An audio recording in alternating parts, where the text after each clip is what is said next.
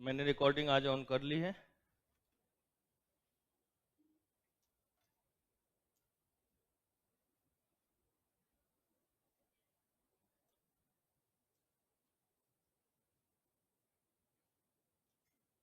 Law of demand, मांग के नियम।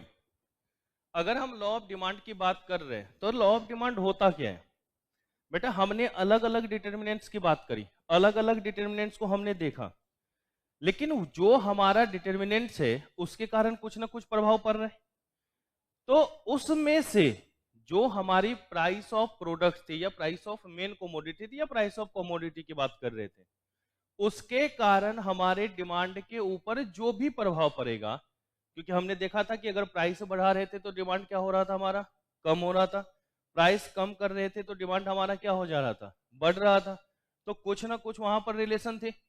तो ये जो हमारे पास प्राइस और डिमांड का रिलेशनशिप है, इसी के कारण जो ऑपरेट होता है उसको क्या कहते हैं हम लोग बेटा? Law of demand. इस रिलेशन को ही क्या कहेंगे हम लोग? Law of demand.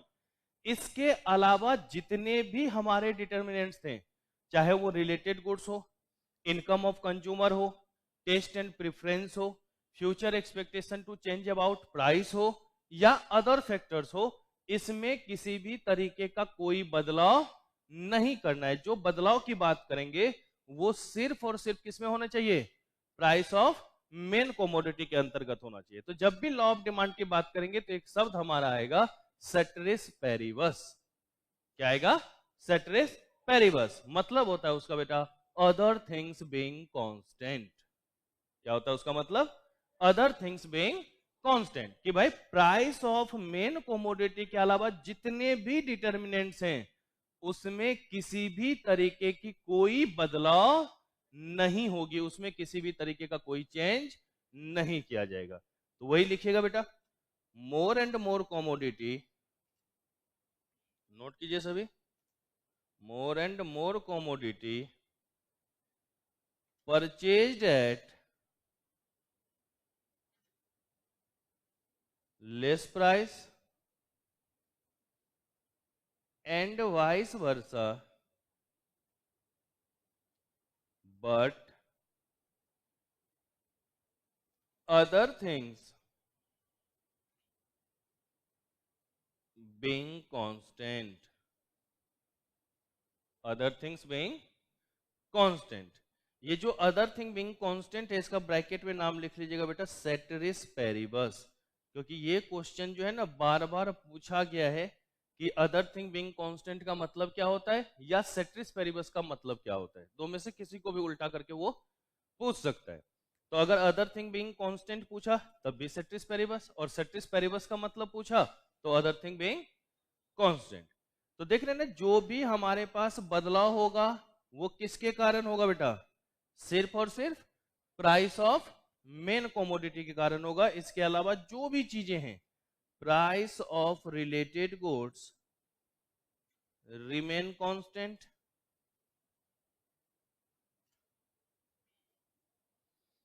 Income of consumer remain constant, taste and preference remain constant, future expectation remain constant, others factor remain constant. इसमें किसी भी तरीके का कोई बदलाव नहीं होगा। जो हम बदलाव की बात करेंगे वो बदलाव सिर्फ और सिर्फ किसके कारण? प्राइस ऑफ मेन कमोडिटी के कारण होगा, और किसी भी चीज में बदलाव नहीं होगी। ओके? लेकिन ये जो लॉ ऑफ डिमांड है इसको समझने के लिए डिमांड शेड्यूल और डिमांड कर्व का होना जरूरी है।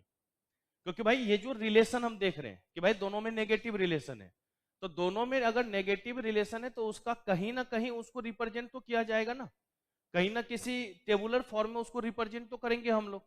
तो जहां पर टेबुलर फॉर्म में रिप्रेजेंट करते हैं उसको कहते हैं हम लोग बेटा डिमांड शेड्यूल। उसको क्या कहते हैं हम लोग?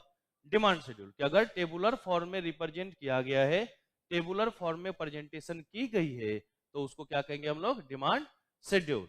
और उसी का अगर ग्राफिकल रिप्रेजेंटेशन कर देंगे तो क्या कहलाएगा वो हमारा? Demand curve. अगर ग्राफिकल रूप में हम लोग रिप्रेजेंट करेंगे तो क्या कहलाएगा वो हमारा? Demand curve.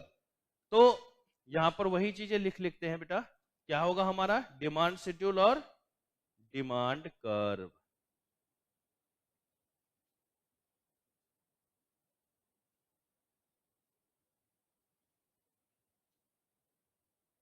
क्योंकि किसी भी तरीके का अगर कोई भी रिलेशन देखना होगा तो वहां पर ग्राफिकल रिप्रेजेंटेशन का होना जरूरी है। जब तक ग्राफिकल रिप्रेजेंटेशन नहीं होगा ना, तो हम लोग उस रिलेशन को सही से एब्जॉर्ब नहीं कर पाएंगे। चाहे ये यहां पर करें हम लोग, या अगले चैप्टर में हम लोग किसी तरीके की बात करें, या मार्केट में किसी भी तरीके की बात करें, हर जगह अगर कंपैरिजन है, रिलेशन है, तो ग्राफिकल रिप्रेजेंटेशन करके ही हम लोग उस रिलेशन को देख पाएंगे और समझ पाएंगे। तो अगर ये हम लोग डिमांड शेड्यूल की बात कर रहे हैं, तो कहता है डिमांड शेड्यूल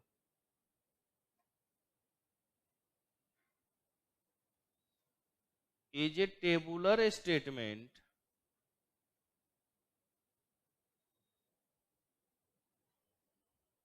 which shows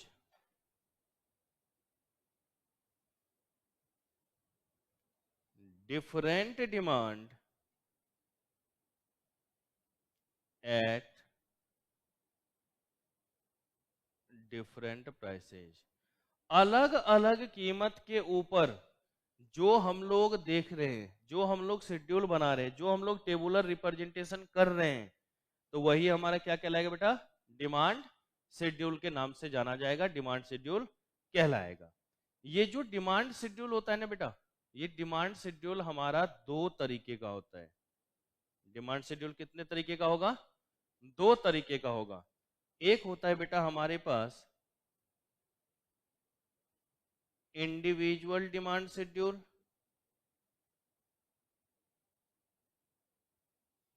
और एक होता है हमारे पास मार्केट डिमांड शेड्यूल।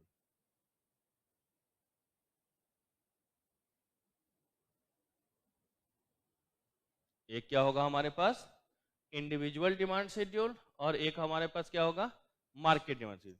बेटा देखो, नाम से ही उसके कर्मों का पता चलता है। इंडिविजुअल मतलब इकलौता ना, भाई किसी सिंगल पर्सन की बात करें, सिंगल हाउस होल्ड की बात करें, सिंगल फर्म की बात करें, सिंगल मार्केट की बात करें, अगर सिंगल शब्द लग गया है तो वो हमारा कहां पर आ जाएगा, इंडिविजुअल के अंतर्गत। भाई हम लोग यहां पर इतने सारे लोग बैठे हुए, इसमें अगर मैं किसी एक पर्सन से बोलूं कि तुम्हारा आज का क्या डिमांड है, तो वो किसके अंतर्गत, इंडिविजुअल। इसी तरीके से बारी बारी से मैं सबसे पूछ सकता हूं या नहीं पूछ सकता, कितने हैं उससे मतलब नहीं है, हम जो रिप्रेजेंट कर रहे हैं वो क्या कर रहे हैं, सबको अलग अलग रिप्रेजेंट कर रहे हैं ना, कि भाई ए ने क्या खरीदा, बी ने क्या खरीदा, सी ने क्या खरीदा। इसी तरीके से जेड तक कौन क्या परचेज कर रहा है, चाहे 50 हो, 1000 हो या लाख हो, उससे मतलब नहीं है। अगर उसको सेपरेटली रिप्रेजेंट किया गया है तो वो किसके अंतर्गत आएगा बेटा, हमारा इंडिविजुअल डिमांड शेड्यूल के अंतर्गत। लेकिन अगर हम लोग यही बोल दें कि हम सबने मिलकर के क्या डिमांड करी है, तो सम ऑफ ऑल इंडिविजुअल्स ना, एग्रीगेट की बात कर रहे हैं ना हम लोग, तो जहां भी एग्रीगेट की बात आएगी वो किसके अंतर्गत आएगा बेटा, तो हम लोग यहां पे लिख लेते, मार्केट का मतलब एग्रीगेट और इंडिविजुअल्स का मतलब पार्टिकुलर, है कि नहीं। तो जहां पर पार्टिकुलर को रिप्रेजेंट करेंगे, पार्टिकुलर का स्टेटमेंट तैयार करेंगे, पार्टिकुलर का टेबुलर प्रेजेंटेशन करेंगे, वो हमारा किसके अंतर्गत आएगा, इंडिविजुअल डिमांड शेड्यूल के अंतर्गत। और जहां पर टोटल को रिप्रेजेंट करेंगे वो हमारा किसके अंतर्गत आएगा बेटा, मार्केट के अंतर्गत आएगा। तो ये क्या बातें हम लोग ध्यान में रख सकते हैं, इसको समझ सकते हैं हम लोग। तो दो तरीके का हमारे पास शेड्यूल हो गया, हम एक साथ ही इसको बना लेते हैं, ठीक है। कैसे, तो चलिए जरा एक शेड्यूल बनाते हैं, कंबाइंड बना लेंगे हम लोग।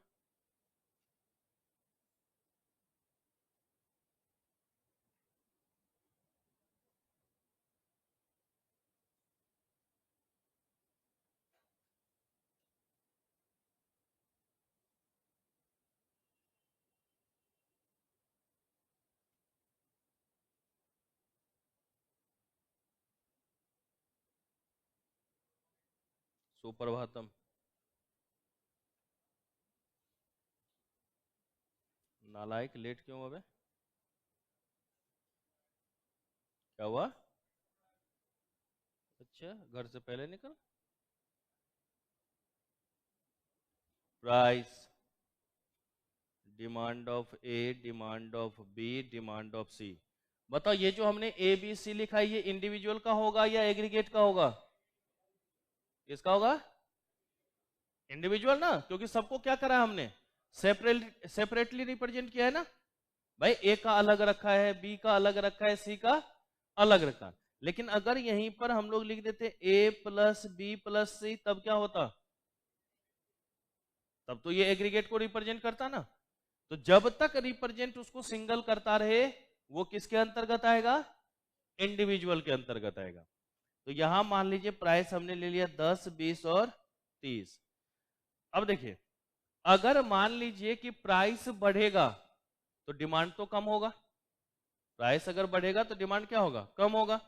मान लीजिए यहां हमने ले लिया 25, यहां ले लिया हमने 15 और यहां ले लिया हमने 5। जैसे जैसे प्राइस बढ़ता गया है डिमांड हमारा क्या होता चला गया? कम होता चला गया। उसी तरीके से यहां पर हमने ले लिया बेटा मान लीजिए 35, यहां पे ले लिया हमने 30, यहां पे हमने ले लिया 20। ये भी हो सकता है हमारा।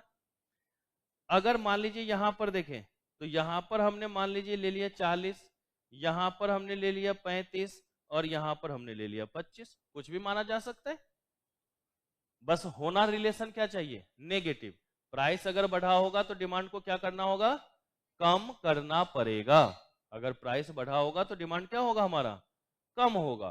तो वो हमने कम करके यहां पर देख लिया। अगर एग्रीगेट की बात करें तो क्या होगा बेटा? 25 प्लस 35 प्लस कितना हो गया बेटा? 100 ना। यहां पर कितना हो गया? 15 प्लस 30 प्लस 35 80। यहां पर कितना हुआ? 5 25 20 और 25 ना 50 हो गया बेटा ये। तो ये देख रहे हो ना, तीनों का ऐड है ये नहीं है, तीनों का सम है ये नहीं है। तो ये हमारा क्या हो गया? मार्केट। और ये जो इंडिविजुअली रिप्रेजेंट है ये हमारा क्या हो गया? इंडिविजुअल। तो याद रख लोगे कि क्या होता है इंडिविजुअल डिमांड शेड्यूल और क्या होता है हमारा मार्केट डिमांड शेड्यूल। ओके। अगर इसी शेड्यूल का ग्राफिकल रिप्रेजेंटेशन कर दिया जाए तो वो हमारा किस नाम से जाना जाएगा बेटा? कर्व के नाम से जाना जाएगा। अगर इसी शेड्यूल का ग्राफिकल रिप्रेजेंटेशन किया जाए तो वो हमारा किसके नाम से जाना जाएगा? कर्व के नाम से जाना जाएगा।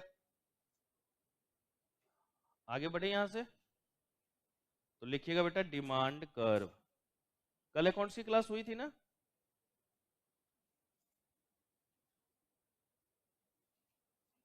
चलो कोई नहीं, अभी एक संडे और रुक जाओ, उसके बाद मैं भी परेशान करूंगा। मैं तो कभी ज्यादा परेशान करता भी नहीं आप लोगों को। हाँ मैं दुश्मन हूं ना। बताओ मैं क्या परेशान करता हूँ? कितना भोला भाला इंसान हूँ देखो। 9 बजे की क्लास में 9:17 में आ रहा हूँ, है कि नहीं? 15 मिनट की माफी मांगी थी, 2 मिनट और लेट हो गया बोनस में, है कि नहीं? नहीं वो मैं जब वहाँ कोचिंग से चला तो अपने टाइम पे चला, फिर रास्ते में याद है ले मैं तो हेलमेट पहना नहीं, और मैं थोड़ा सा ट्रैफिक रूल का पालन करने वाला ज़्यादा ही हूँ। फिर मैंने गाड़ी उसी साइड लगाई, फिर पैदल भाग भाग के आया हूँ। तो अब लाल बत्ती देख के ही तो क्रॉस करना पड़ेगा। ऐसा तो नहीं कि क्लास के चक्कर में परमानेंट क्लास हो जाए हमारा। तो रोड क्रॉस करने में भी टाइम लग गया, इसलिए 2 मिनट लेट हुई। चलिए तो लिखिएगा बेटा डिमांड कर्व इज द, एक दो क्लास और लेट होगी।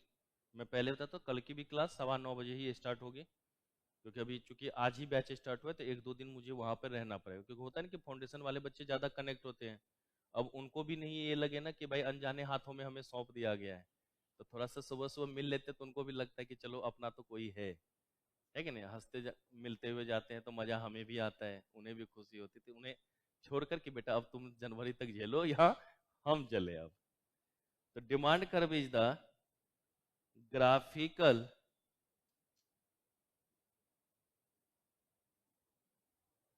Representation of demand schedule. Demand curve is the graphical representation of demand schedule. अपने दो बच्चे ना इस बार दूसरे कोचिंग में गए हैं पढ़ने के लिए, ठीक है, वहाँ पर एडमिशन लिया, बोला कि सर वहाँ पे ना बहुत नाम है उस कोचिंग का, मैं वहीं जाऊँगा।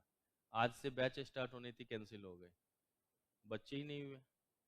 अब बोला गया है कि 17 से स्टार्ट करेंगे, लेकिन ऐसे तो बोल नहीं सकता था, बच्चे नहीं।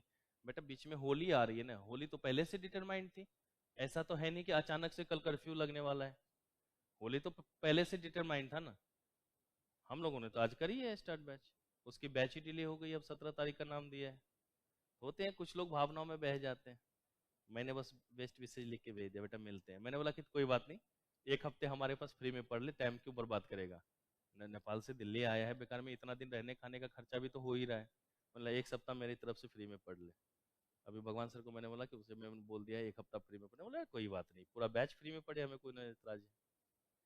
चलिए, तो demand curve is the graphical representation of demand schedule. तो शेड्यूल कितने तरीके का था, तो कर्व कितने तरीके का होगा, तो it is also of two types, लिखिएगा it is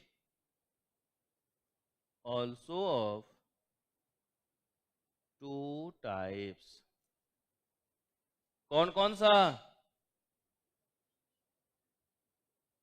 individual demand curve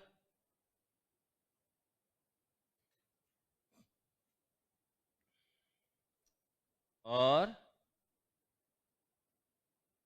market demand curve. Individual demand curve और मार्केट डिमांड कर्व, कितने तरीके की बातें हो गई बेटा, दो तरीके की, इंडिविजुअल डिमांड कर्व और मार्केट डिमांड कर्व। इंडिविजुअल का graphical representation individual demand curve, market demand schedule का graphical representation market demand curve. यही तो होना है, और तो कोई बात इसमें होगी नहीं। तो ग्राफिकल रिप्रेजेंटेशन हम लोग एक साथ ही कंबाइंड कर लेते हैं। यहां पर क्वांटिटी 100 तक था ना बेटा, एक्स और वाई, 10 20 और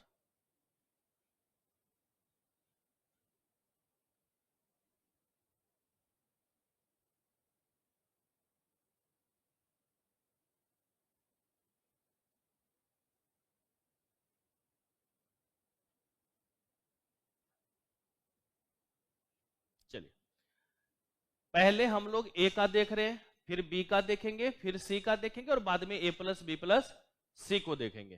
ठीक है बेटा, ए का जो है डिमांड 10 पर कितना था, 10 पर कितना था 25, तो 20 और 30 के बीच में अगर ले लिया जाए तो 25 हो जाएगा।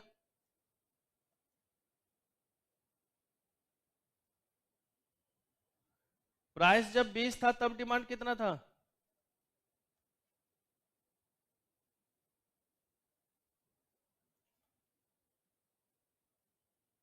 और प्राइस जब 30 था तब,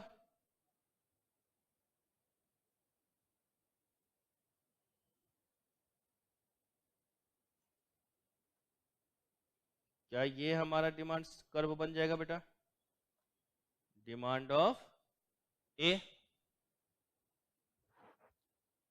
चलिए बी का देखते हैं, 10 पर कितना था बेटा 35, हाँ हाँ बी का, और प्राइस जब 20 था तो 30,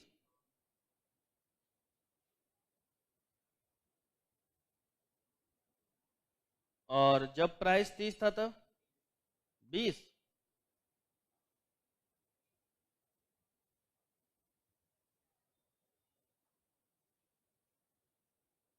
क्या ये हमारा डिमांड कर्व बन जाएगा बेटा, डिमांड ऑफ बी, है ना।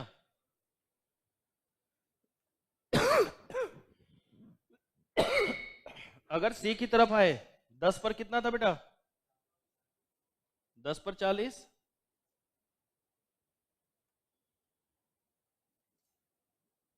20 पर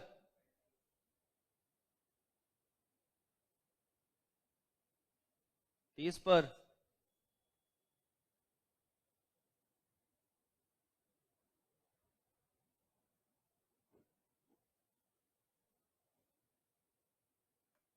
डिमांड ऑफ सी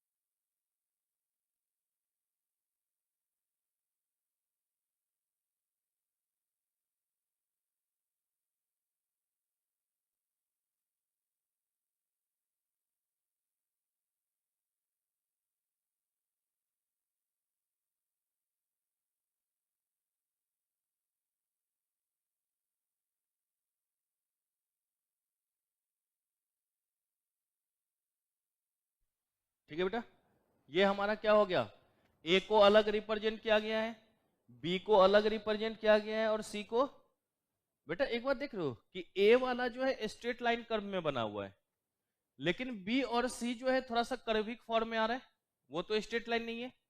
तो बेटा एक चीज याद रखना, मैं अभी नीचे नोट करके भी लिखूंगा, डिमांड कर्व जरूरी नहीं है कि हमेशा कर्विक शेप ही बनेगा, ये स्ट्रेट लाइन भी बन सकता है और कर्व के फॉर्म में भी बन सकता है। ऐसा कोई रिस्ट्रिक्शन नहीं है जो कसम खा के आए कि हम तो स्ट्रेट लाइन ही रहेंगे, ऐसा नहीं है कुछ भी।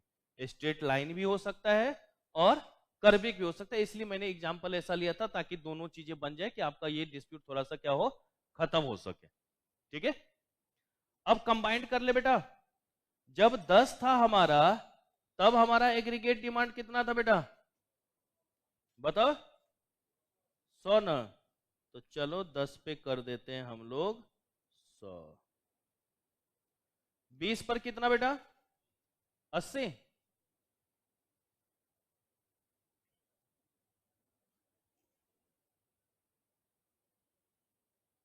और 30 पर कितना है,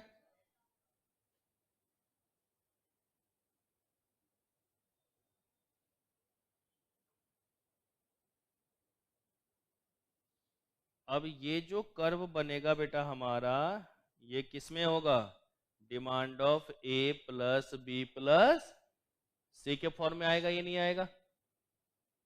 ओके,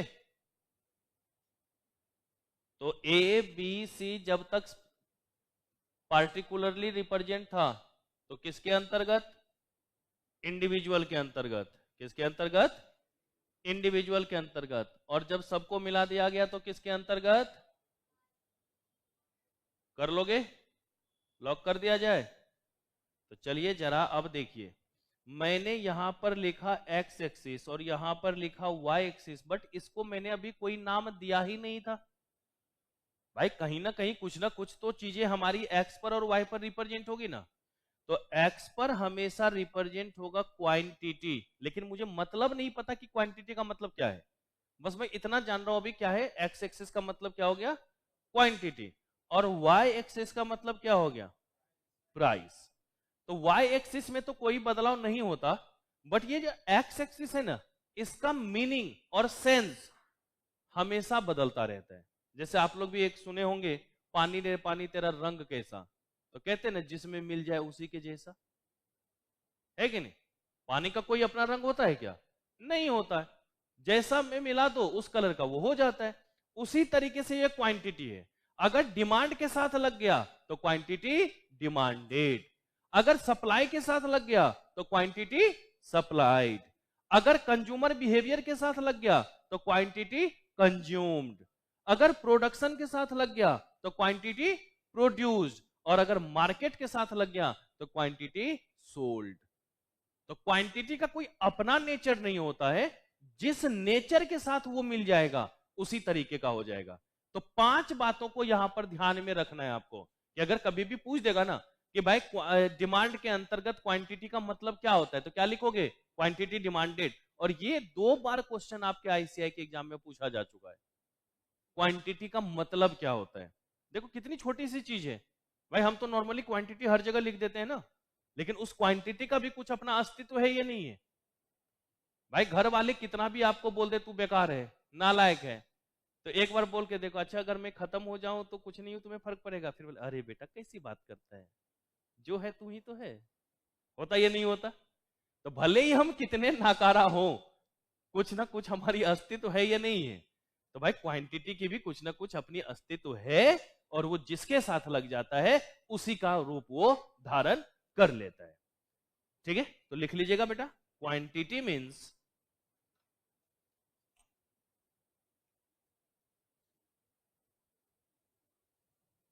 और स्टार लगा देना, मे भी अगर पूछ दे तो। अगर हम लोग डिमांड पढ़ेंगे तो क्वांटिटी का मतलब क्या होगा बेटा, क्वांटिटी। तो अगर मैं अब आपसे पूछूं कि बताओ बेटा एक्स एक्सिस पर क्या होगा, तो क्या लिखोगे, क्वांटिटी। कभी सिर्फ क्वांटिटी मत बोल देना, नहीं तो फिर मेरा गुस्सा से खून खोलेगा। प्यार से समझा रहा हूं ना भाई अभी। तो डिमांड पढ़ रहे ना, तो एक्स एक्सिस अगर मैं कभी भी बोलूंगा, बताओ एक्स एक्सिस, तो क्या बोलोगे? Quantity demanded. क्वांटिटी नहीं शब्द यूज करना है, क्योंकि तुम क्वांटिटी बोलोगे, मैं मान लूंगा क्वांटिटी सोल्ड, तो पूरा का पूरा कंसेप्ट ही बदल गया, ये नहीं बदल गया? तो आपको क्या बोलना है? एक्स एक्सिस का मतलब क्वांटिटी डिमांडेड, जब तक डिमांड पढ़ रहे हैं। अगर हम लोग सप्लाई पढ़ेंगे तो क्वांटिटी सोल्ड, अरे सप्लाइड ना, मार्केट में सोल्ड होगा ना बेटा, क्वांटिटी सप्लाइड, क्योंकि सप्लाई में मैं लिखवाऊंगा, सप्लाई का मतलब बेचना नहीं होता है, बेचने के लिए कितना उपलब्ध करवाते वो हमारा सप्लाई होता है। Available for sole, not succeed in sale, ठीक है ना? तो इसलिए क्या लिखते हैं वहां पर? Quantity supplied. अगर कंज्यूमर बिहेवियर होगा,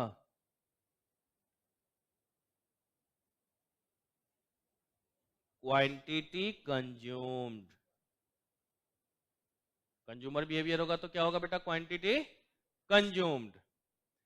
अगर प्रोडक्शन हो तो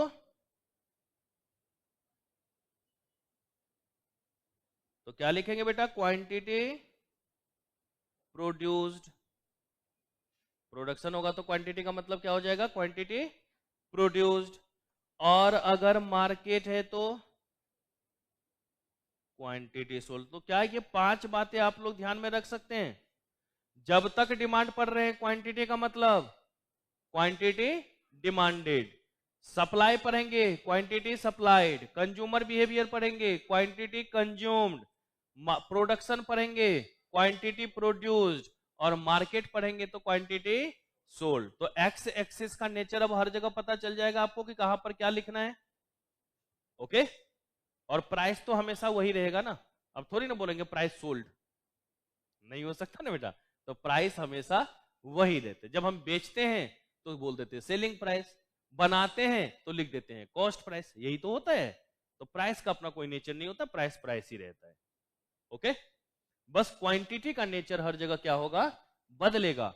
डिमांड है तो क्वांटिटी डिमांडेड, सप्लाई है क्वांटिटी सप्लाइड, कंज्यूमर बिहेवियर है क्वांटिटी कंज्यूम्ड, प्रोडक्शन है क्वांटिटी प्रोड्यूस, और मार्केट है तो क्वांटिटी सोल्ड। ये बात आपको बेसिकली यहां पर ध्यान में रखना है। तो ये तो हमने एक्स एक्सिस से रिलेटेड बता दिया था कि भाई क्यों हमने वहां पर क्वांटिटी डिमांडेड लिखा था।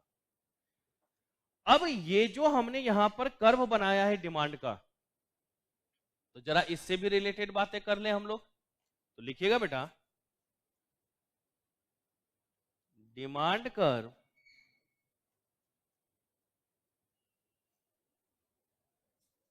Negatively sloped from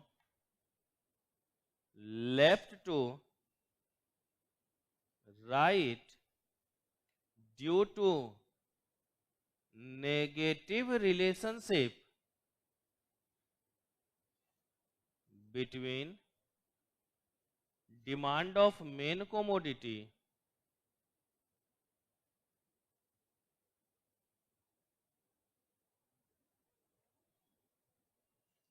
and price। Demand curve कैसा होगा बेटा? नेगेटिवली स्लोप्ड होगा लेफ्ट टू राइट, क्योंकि प्राइस और क्वांटिटी डिमांडेड में कौन सा रिलेशन होगा? नेगेटिव रिलेशन होगा, इनवर्स रिलेशन होगा, इनडायरेक्ट रिलेशन होगा, अपोजिट रिलेशन होगा। फिर उसके बाद डिमांड कर्व कैसा हो सकता है बेटा? Demand curve may be a straight line or curvic। Demand curve may be a straight line और कर्विक। क्या हो जाएगा बेटा? ये हमारा स्ट्रेट लाइन या कर्विक दोनों ही हो सकता है। तो ये भी बातें आपको ध्यान में रखिएगा, क्योंकि अभी कभी कभी ना क्वेश्चन में पूछ देता है कि शेप ऑफ डिमांड कर्व कैसा होता है, तो लिख देगा option A straight line, option B curvic, option C either A और B, option D none of the above. कौन सा होगा बेटा? ऑप्शन सी ना, आइदर स्ट्रेट लाइन और कर्विक, दोनों हो सकता है। ऐसा थोड़ी ना बात है, या बोथ का ऑप्शन दे देगा तो बोथ लिख देंगे, ठीक है। कुछ भी हो सकता है, कोई ऐसी रिस्ट्रिक्शन इसके अंतर्गत नहीं दे रखी गई। अब देखो यहां मैंने लिखा है नेगेटिवली स्लोप्ड, तो कुछ बच्चों के ना दिमाग की बत्ती जलेगी, बोले ऐसा थोड़ी ना होता है सर, कभी कभी तो स्लोपिंग अपवार्ड भी होता है। बेटा अपवाद तो हर जगह होता है। जैसे अभी मैं पढ़ा रहा हूं, तो आपका बीपी और एमपी दोनों हो सकता है, या बीपी एमए दोनों हो सकता है। Body present, mind also present. क्या आप फोकस कर रहे हैं कि मास्टर जी क्या पढ़ा रहे हैं।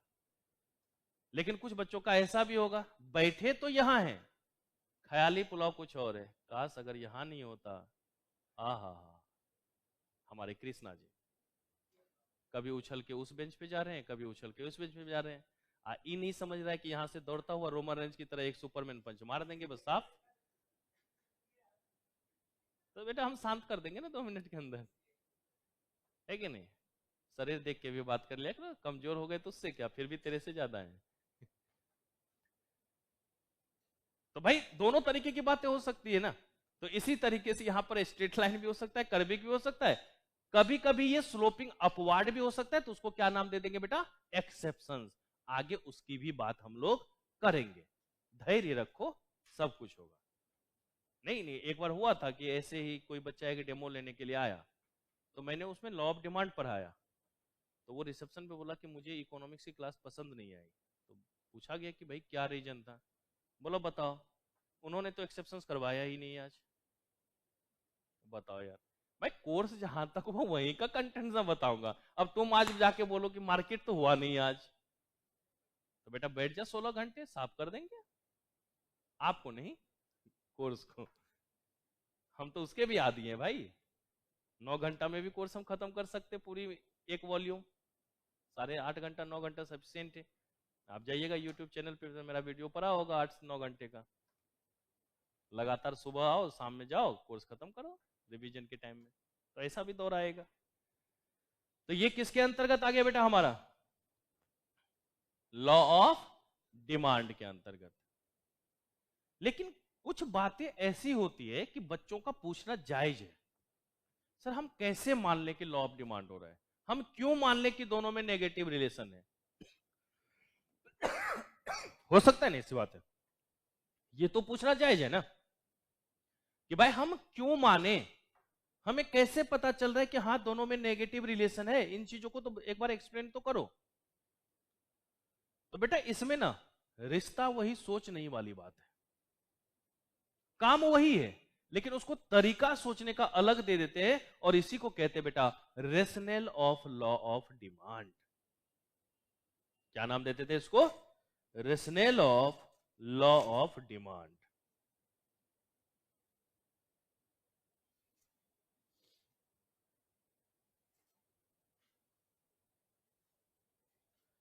इसका जो मेन मतलब है, मेन मतलब यही है, why does law of demand operate.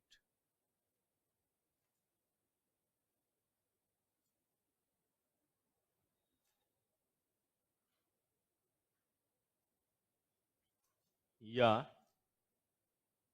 Why does price of main commodity and demand of main commodity are negatively related। या why does demand curve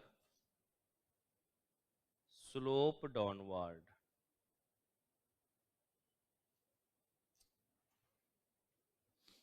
ये जो rational of law of demand है, इसका मतलब यही सारे क्वेश्चंस आपके दिमाग में उठ सकता है, और उसका यही मतलब है कि भाई कैसे हम मान ले कि लॉ ऑफ डिमांड ऑपरेट हो रहा है, क्यों हम मान ले कि प्राइस ऑफ डिमांड और प्राइस ऑफ मेन कमोडिटी और डिमांड ऑफ मेन कमोडिटी में नेगेटिव रिलेशन है, या हम कैसे मान ले कि डिमांड कर्व जो है हमारा स्लोपिंग डाउनवर्ड है।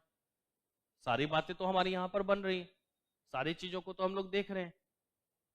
तो कहता है इसको समझने का ना बेटा 2 तरीका है,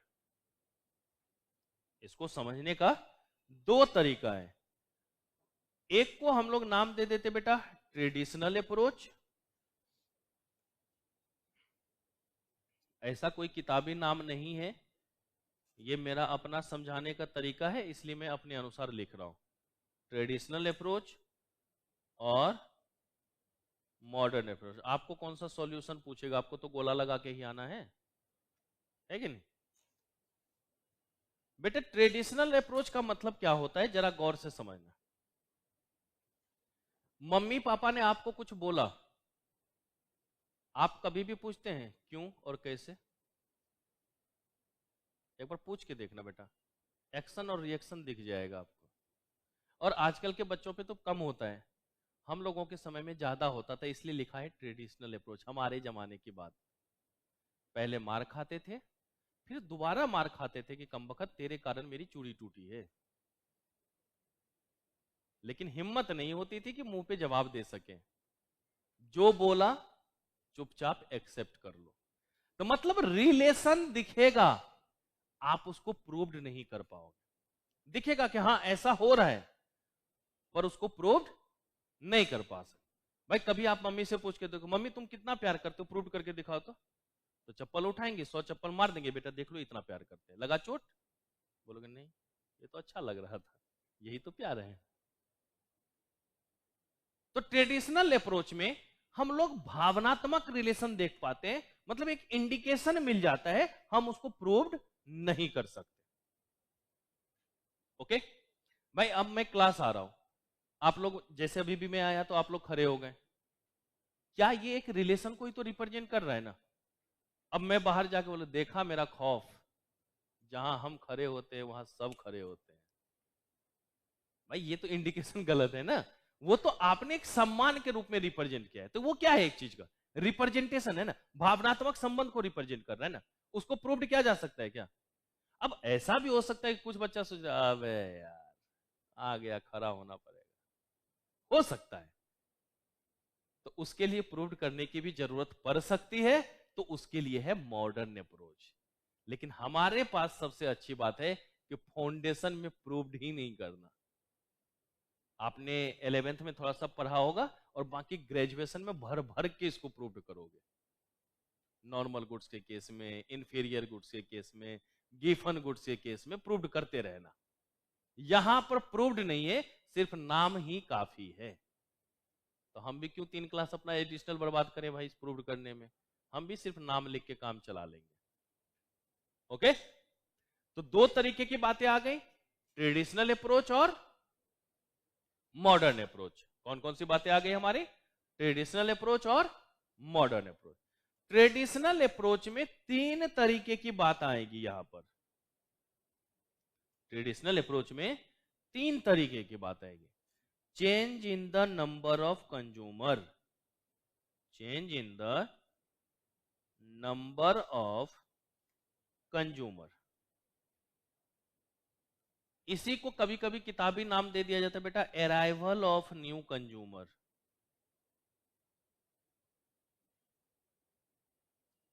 ये भी नाम आपको एग्जाम में आ सकता है, या तो change in the number of consumer दे देगा, या फिर बोल देगा अराइवल ऑफ न्यू कंज्यूमर। तो अराइवल ऑफ न्यू कंज्यूमर का मतलब क्या हुआ? पुराने से अलग संख्या ना, तो ऑटोमेटिक बदलाव की बात कर रहा है वो। तो change in the number of consumer कह दे, या फिर अराइवल ऑफ न्यू कंज्यूमर कह दे। दूसरा है बेटा डाइवर्स यूजेज ऑफ कॉमोडिटी।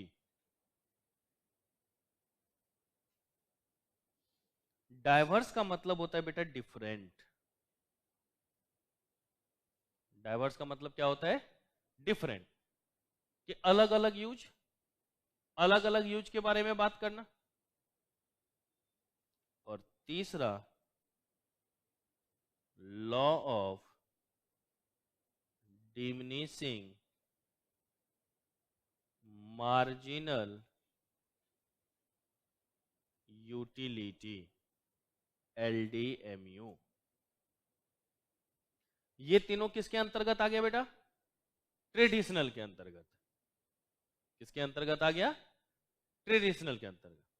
अगर मॉडर्न के अनुसार देखें तो सबसे पहला आता है बेटा सब्स्टिट्यूशन इफेक्ट।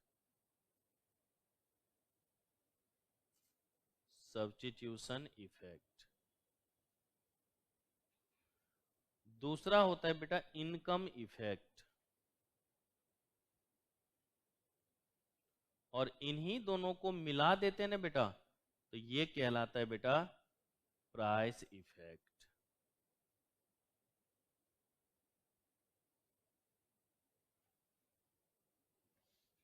तो P बराबर होता है बेटा SE प्लस I।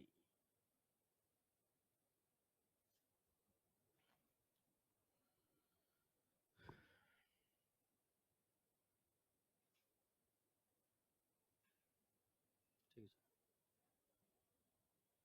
लेकिन तबीयत सही कर ले मई तक बेटा, ठीक है। मुझे तो देख खांसते खांसते भी आ रहा हूँ क्लास के, नहीं आ रहा।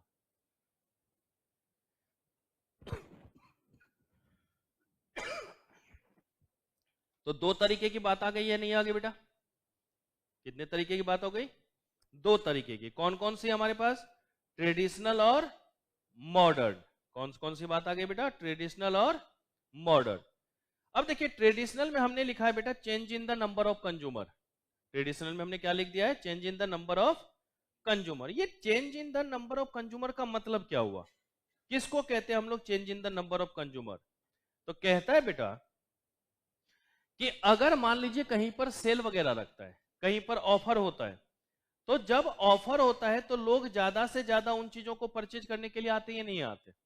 आप देखिए ना, जहां कहीं भी सेल लगा होगा वहां पे भीड़ ऑटोमेटिक बढ़ जाती है, नहीं बढ़ जाती? जहां पर सेल लगा होगा वहां पर क्या होगा? भीड़ ऑटोमेटिक बढ़ जाएगी। अब अगर दुकानदार अपने आप को यह समझ ले कि भाई मेरा नाम हो गया और वो ऑफर हटा दे, अगले दिन से सुनसान होता या नहीं होता प्रभाव? तो जब ऑफर था 50 प्लस 50% ऑफ, 100% नहीं हुआ, 75% ही हुआ। तनी मनी तो गणित आता होगा ना? हाँ, नहीं पहले हम लोग भी बच्चा में सोचते थे अरे 50-50 100% ऑफ, कहीं 50 और 25 और 75 कर दे तो क्या बात है, सामानों खरीदेंगे 25 रुपया ऊपर से एक्स्ट्रा मिलेगा। ऐसा नहीं होता। तो अगर ऑफर है तो लोगों को क्या लगता है माइंड में? सस्ता है। होता ये नहीं होता? और लोग पहुंचते वहां पर फिर बोलते देखिए इतना डिस्काउंट। कहीं ऐसा नहीं होता है। लोगों की साइकोलॉजी के साथ खेला जाता है कि नहीं? क्योंकि हमारा भी छोटा मोटा कुछ बिजनेस है तो हम लोग उसमें देखते हैं, पहले प्राइस को हाइप करो फिर उसमें मार दो डिस्काउंट। जैसे अगर मान लो मुझे कोई भी चीज 500 का बेचना है, ठीक है, तो मैं उसका प्राइस करूंगा 1500। ओके, फिर लिख दिया उस पर मैंने 60% ऑफ। आप खुश? 60%। 60% मतलब 900 माइनस, बिका कितने में? बेचना कितना था? 100 रुपया। एब नॉर्मल प्रॉफिट 500 में ही तो बेचना था ना, हमें 500 में ही तो हमारा नॉर्मल प्रॉफिट था। बेचा कितने में? 100 रुपया एब नॉर्मल प्रॉफिट हुआ या नहीं हुआ? अब उसके बाद कोई ऐसा भी मिल जाएगा, अच्छा चलो कोई बात नहीं, तुम 50 रुपए और कम दो यार, तुम भी क्या याद रखोगे किस रईस से पाला पड़ा है। हमने तो वो एबनॉर्मल को कम करा है, नॉर्मल में कोई छेड़खानी हो ही नहीं सकती। जहां भी मार्केट में तुमको डिस्काउंट का ऑफर दिखे ना बेटा, समझ जाना इकोनॉमिक्स पढ़ते हो, बुर्बक मत बनना, ठीक है? जहां भी कोई भी रेट दिख रहा होगा उसका 25% कर देना। 20 से 25% एक्चुअल कॉस्ट उस गुड्स की उतनी ही होगी। जो भी रेट दिख रहा हो, कोई 3000 का लगा रहा है ना, तो उसको सीधा बोलो 500 में दोगे, वो 800 तक आपको दे देगा। मैंने पालिका बाजार में करा हुआ है भाई। पहुंचा था मैं लेदर का जैकेट लेने, कितना? 6600 रुपए। लेके कितने में आया पता है? 950 में। शुरू ही हुआ था मैं 400, बोले 400 में तो घर के पास मिलता है यार, तुम कैसे माने? ये कौन बात कर रहा है? बाद में निकलते निकलते बोलते बेटा बिहारी हैं, थोड़ा देख के बात किया कर।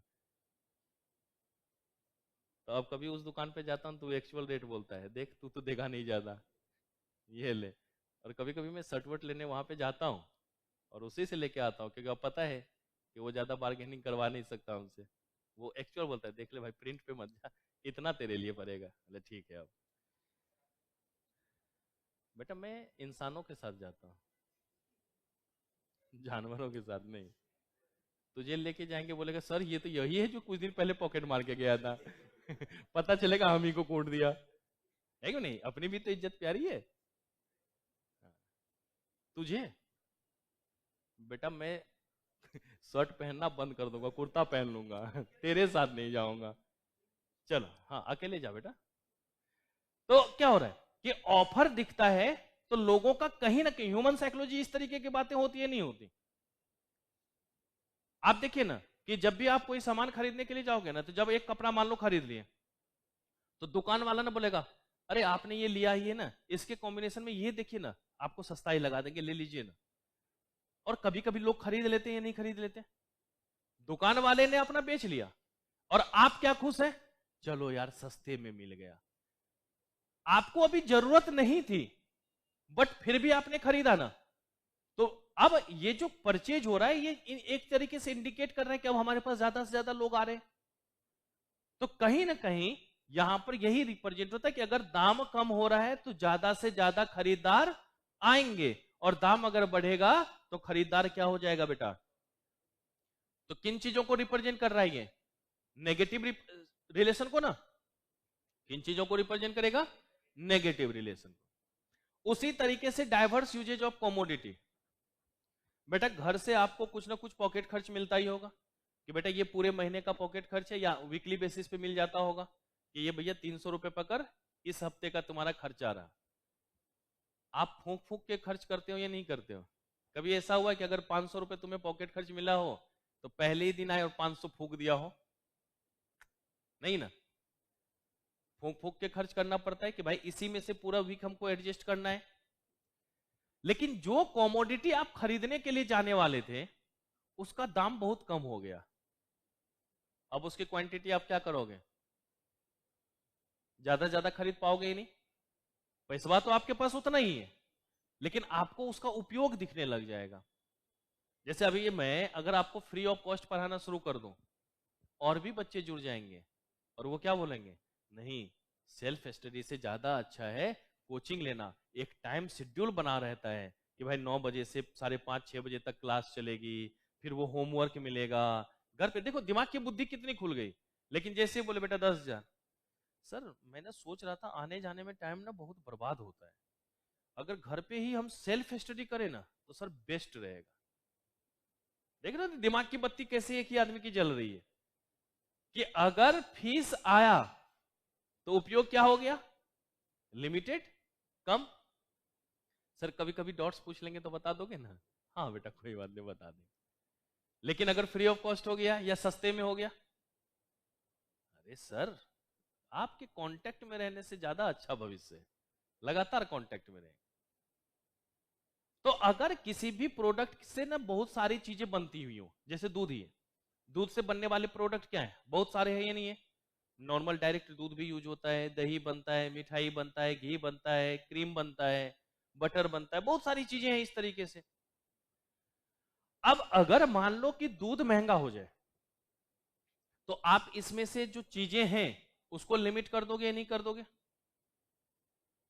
लिमिट करोगे ना। क्या बोलोगे, नहीं नहीं ये जरूरी नहीं है अभी। लेकिन अगर दूध बहुत ही सस्ता हो जाए तो ऑटोमेटिक ये सब भी सस्ता हो जाए, तो आपकी भी बुद्धि खुल जाएगी कि खाने के समय घी का होना जरूरी होता है कि नहीं? खाने के टाइम में दही रहे तो ज्यादा अच्छा रहता है, खाने के बाद कुछ मीठा हो जाए तो दिमाग की बत्ती अपनी जलेगी। हम जैसे कलवा लोग तो दूध से नहाएंगे भी, क्या पता कभी गोरे हो जाए, हो सकता ही नहीं हो सकता। तो दूध सस्ता होगा तो उसका यूज बढ़ जाएगा। लेकिन अगर दूध महंगा हो जाए, 5,000 रुपए 10,000 रुपए लीटर हो जाए, तो जाके कभी मम्मी से मांगियो एक गिलास दूध, बोले बेटा ऐसा कर, ये 70 रुपए ले, एगो क्वार्टर ले, टिका दे। तुरंत शक्तिदायक कोई नहीं है ऐसा 70 रुपए जैसा, है कि नहीं? दूध पी के क्या कर लोगे? तो ऑटोमेटिक उसका यूज क्या होगा? बदल जाएगा ही नहीं बदल जाएगा।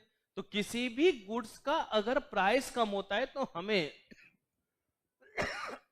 उसके अलग अलग उपयोग नजर आने लगते हैं। लेकिन अगर उसी का प्राइस बढ़ जाता है तो हम उसके यूज को क्या कर देते बेटा? रिस्ट्रिक्ट कर देते, कम दे, जितनी जरूरत हो उतना ही। भाई अगर दूध अभी 1,000 रुपए लीटर हो जाए ना और घर पे कोई गेस्ट आ जाए तो पापा सीधा बोलेंगे बेटा 5 कप चाय बनाना। इशारा हो रहा है नहीं नहीं नहीं बनाना, और बार बार पूछेंगे 5 कप चाय नहीं अभी तक बना है, इशारा हो रहा है ना, अंतिम में सामने वाला ही बोल देगा छोड़ दीजिए नहीं पीना। नहीं तो मम्मी लोग तो और ज्यादा डायलॉग दे देती है, अरे हम डायबिटीज का इतना शिकायत आजकल होने लग गया कि हम लोगों ने चाय ही छोड़ दिया, आप पियेंगे क्या? अब हम जैसा निर्लज हो तो बोल भी दे हाँ हाँ क्यों नहीं पियेंगे, आपको है हमें नहीं, है कि नहीं? लेकिन लोग बोल देता है भाई जब सब सामने वाला ही घर वाले ही नहीं पी रहे तो हम काहे पिए, रहने दीजिए। तो अगर प्राइस कम होगा तो यूज बढ़ेगा। जैसे अभी मम्मियों को देख लो, बस अगल बगल वाली एक दो आनी चाहिए मिलने के लिए, बस 2-4 घंटे गुजरते जाएंगे चाय पे चाय चलता रहेगा। नहीं चलता रहता है, सस्ता है यूजेज है लेकिन महंगा हो जाएगा। सुबह शाम दोपहर में हम चाय पीते हैं, तो ये काम होता है किसके कारण बेटा? प्राइस के कारण ही ना। किसके कारण हो रहा है? तो दाम बढ़ने से यूज को कम कर रहे हैं और दाम कम होने से यूज को बढ़ा रहे हैं। तीसरा हमारा कौन सा आ गया बेटा? Law of diminishing marginal utility. कौन सा आ गया हमारा? Law of diminishing marginal utility. अगर हम law of diminishing marginal utility की बात कर रहे हैं तो इसमें क्या होता है कि जब भी कोई कंज्यूमर गुड्स को कंज्यूम करेगा तो कहीं ना कहीं उसकी सेटिस्फेक्शन लेवल क्या होती चली जाएगी बेटा? कम होती चली जाएगी। उसकी सेटिस्फेक्शन लेवल क्या होगी? कम होती चली जाएगी। एक ना एक समय ऐसा आएगा बेटा, फोन रख दे वरना टूट जाएगा। हमारे पास भी फोन है, अगर मैं पढ़ाने के समय उसको यूज करता रहूं, अभी आपने देखा होगा कि बीच में एक कॉल आया था, फिर उन्होंने बोला कि सर व्हाट्सएप एक बार देखिएगा, मैंने देखा, उतनी देर क्लास हमारी डिस्टर्ब हुई ना। आप एक बार में एक ही काम कर सकते हो, दीदी तो तनिक समझ जाओ। और तू भी बेटा, तू भी फोन ही चला रहा था बेटा, नीचे पक्का? फिर ठीक। तो ये थोड़ा सा इन सब चीजों को कंट्रोल करें। ये सब चीजें जितनी हमारे लिए अच्छी है ना बेटा, उतनी ही खराब है। इसका अगर बेस्ट यूटिलाइजेशन करोगे फायदेमंद है, और बेस्ट यूटिलाइजेशन नहीं करोगे तो उतना ही नुकसानदायक है। तो प्लीज कृपया ऐसे ना करें, अन्यथा कभी कभी हम हिंसक भी होते हैं। चल, तो अगर मान लीजिए कि हमने बोला कि जैसे जैसे हम कंजम्पशन करेंगे हमारी सेटिस्फेक्शन क्या होती जाएगी? कम होती जाएगी। भाई आप लोग डेली खाना खाते हो, कभी ऐसा हुआ है कि मम्मी को बोला हो कि 100 रोटी बना के तब तक दे दे, मैं ये खाता हूं फिर बनाता रहे? कभी ऐसा हुआ है? भाई 2 4 5 रोटी जाते जाते या 8 या 10 तक जाते जाते बम, अब इससे ज्यादा है नहीं, होता ही नहीं होता। क्योंकि जैसे जैसे हम कंजम्पशन करेंगे हमारा जो सेटिस्फेक्शन लेवल है वो क्या होता जाएगा? कम होता चला जाएगा। तो भाई देखो, हम तो इंसान हैं, कुछ भी काम करेंगे ना तो सोचते हमेशा माल के लिए ही, पैसवा होगा ही ना। आज अगर भगवान सर ये बोले कि राकेश चौधरी सर सुबह से शाम पढ़ाइए, 1000 रुपये महीना दूंगा, पढ़ाऊंगा। लेकिन अगर वो बोलेंगे 2 घंटा और पढ़ाइए 2000 और दूंगा, क्या बात करते हैं सर, कब से पढ़ाना है? भाई लोग इसी के लिए मरते हैं। आप अभी यहाँ पे बैठे हैं ना तो इसलिए नहीं बैठे कि सीए बन जाएंगे और सेवा भाव करेंगे इसलिए बैठे हुए हैं कि सीए बनेंगे और माल छापेंगे। मोटिव सबका वही होगा बेटा। कौन कौन है इसमें जो चाहता है कि सेवा भाव करेंगे? ईमानदारी से बता ना बेटा, नहीं ना? क्योंकि कल जब अवार्ड सेरेमनी हो रहा था ना तो वहां पर भगवान सर ने एक बात बोले कि जो भी बच्चे इंटर पास हुए हैं वो आराम से कल से फाइनल की क्लास ज्वाइन करें, आपको अभी फीस वीस देने की जरूरत नहीं, आराम से 1-2 महीने पढ़ो, फिर अगर दिल करे तो पैसा देना, है कि नहीं? अगर फिर भी दिल ना करे तो पहले सीए बन जाओ, 1 महीने की सैलरी दे देना। सब बच्चों वाला नहीं सर मैं फीस ही दे दूंगा अब बताओ भाई, वहां ये भी तो बोलते थे ठीक है सर दे देंगे, हम कौन सा उसके सैलरी लेने वाले हैं भाई? नहीं, बहुत सारे बच्चे ऐसे मिलते हैं जो बोलते हैं अरे सर जब सीए बनेंगे ना आपका खूब मदद करेंगे सर, 50% सैलरी आपकी। सीए बनने के बाद इन्फॉर्मो नहीं करता है कि सर सीए बन गए हैं, पता है कि कहीं मांग ना ले।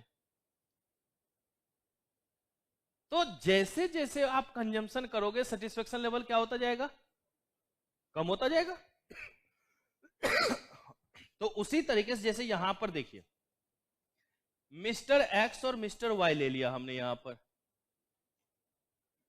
अब मिस्टर वाई कंजम्पशन कर रहा है, मिस्टर एक्स क्या कर रहा है कंजम्पशन, और वाई क्या कर रहा है बेटा सेल कर रहा है।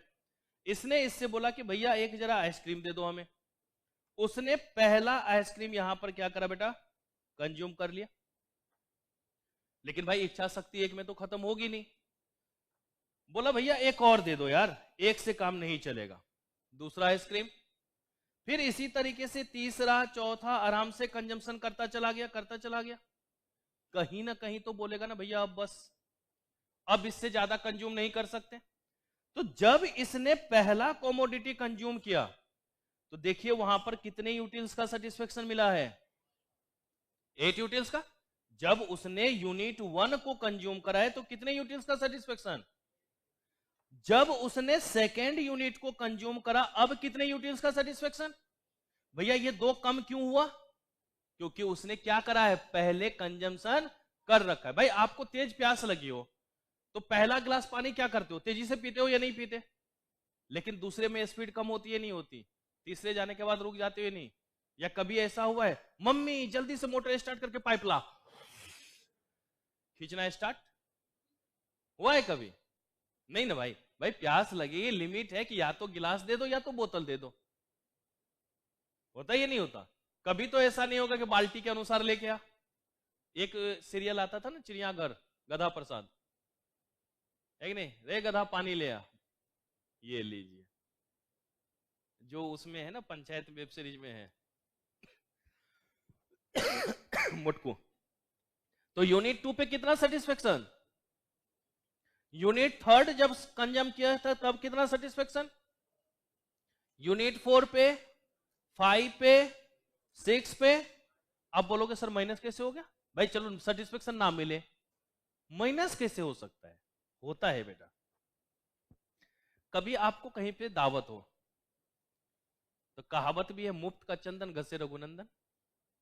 अगर कहीं पे कहीं से फ्री में खाने का ऑफर आ जाए तो फिर देखते हो कि भाई दबाता जा, और आपने खा लिया भरपेट, तब तक सामने वाले ने आग्रह कर दिया अरे थोड़ा सा और लो ना, आपने निपटा दिया वो भी।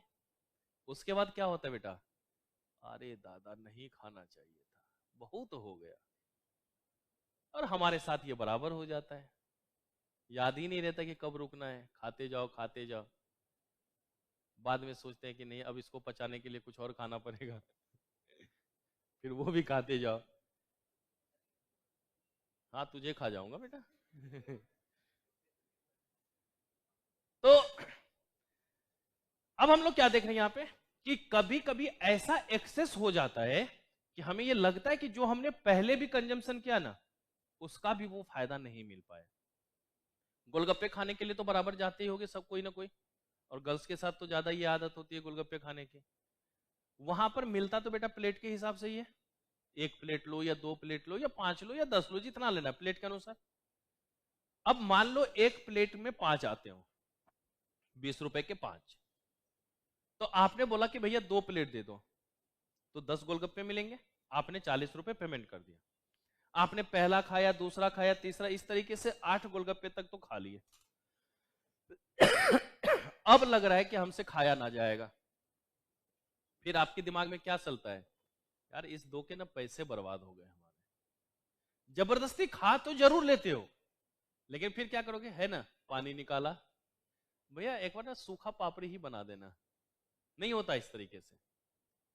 तो उसके उस 2 कमोडिटी के लिए जो आपने पैसे खर्च किए हैं वो उतना ज्यादा सेटिस्फेक्शन दिया क्या, तो उसको क्या बोल देते हैं हम लोग, नेगेटिव। तो ये भी बताएंगे जब हम आगे इसको ना कंज्यूमर बिहेवियर पढ़ाएंगे तो वहां पे डिटेल्स में शेड्यूल और ग्राफ के साथ पढ़ाएंगे, तो वहां पर ये ज्यादा समझ, अभी तो सिर्फ समझाना था तो इसलिए हमने बता दिया। तो ये जो मिस्टर एक्स चिरकुट लाल हैं, ये जो चिरकुट है ये जब कंजम्पशन किया और इसने देखा कि भाई इसका सेटिस्फेक्शन गिरता गया है तो ये अपनी गर्लफ्रेंड को जाके ये बात बता दिया। अब लड़कियों की एक आदत है किसी भी बात को डायरेक्ट एक बार में मान ही नहीं सकती, हम कैसे मान लें, हमें भी कंजम्पशन करा। तो चिरकुट लाल पहुंचा अपनी गर्लफ्रेंड को लेकर के फिर आइसक्रीम खिलाने के लिए। बोला चल तुझे खिलाते हैं और फिर तू बता कि सेटिस्फेक्शन कम हो रहा है या नहीं हो रहा है। तो चिरकुट लाल की गर्लफ्रेंड चिरकुटनी आ गई यहां पर, और ये चिरकुटनी ने क्या करा, पहला कॉमोडिटी कंज्यूम करा। बोला भैया एक आइसक्रीम दो। तो एक कॉमोडिटी उसने क्या करा बेटा, कंज्यूम कर लिया। फिर बोला अब दूसरा दो। If C buys second unit of ice cream C will gets lesser satisfaction. फिर बोली हाँ रे तू तो ठीक ही कह रहा था, अच्छा जरा और खिलाना देखिए अभी और अप्लाई करके। If C buys third unit of ice cream satisfaction will continuously, मंगाती गई खाती गई खाती गई, एक न एक जगह पे यूटिलिटी क्या हो जाएगा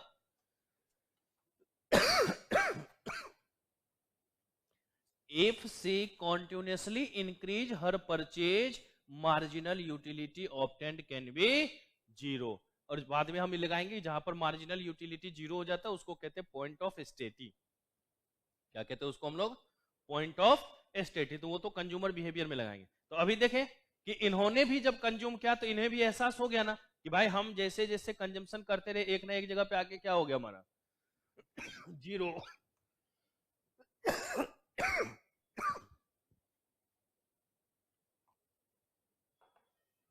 तो यहां पर यही चीज लिखिएगा बेटा, ऊपर वाला दो में कुछ लिखने की जरूरत नहीं, वो तो समझ में आ गया ना कि कंज्यूमर की संख्या में बदलाव और ज्यादा से ज्यादा अलग अलग उसके यूजेज अगर प्राइस कम हो रहा है तो।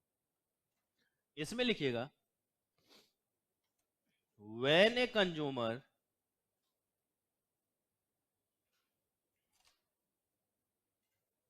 Consume more and more units of a commodity, more and more units of a commodity, his satisfaction level keep on diminishing। उसका सेटिस्फेक्शन लेवल क्या होता चला जाएगा बेटा, कम होता चला जाएगा। समझ में आ रहा है बच्चों, पक्की वाली बात।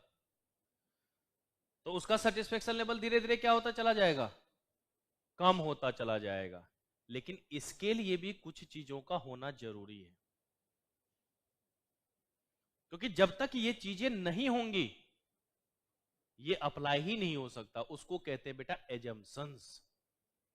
लेकिन कुछ चीजें ऐसी होगी जिसके केस में ये अप्लाई ही नहीं होता।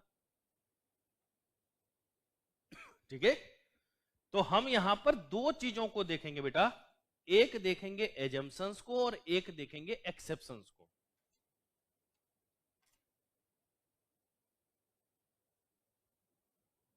एजम्पशंस ऑफ एलडीएमयू और इधर लिख देता हूं मैं एक्सेप्शंस ऑफ एलडीएमयू। एजम्पशंस ऑफ एलडीएमयू और एक्सेप्शंस ऑफ एलडीएमयू।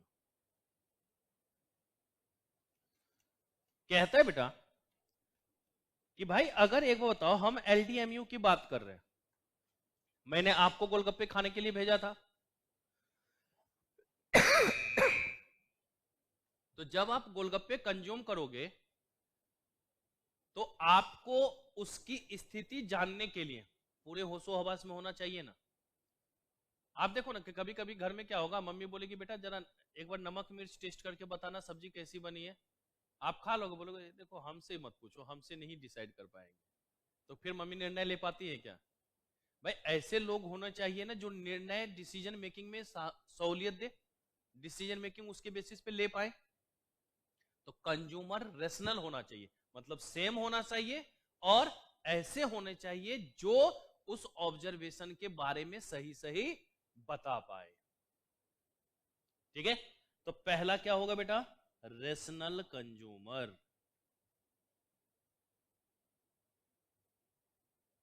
पहला क्या हो गया हमारा, रेशनल कंज्यूमर।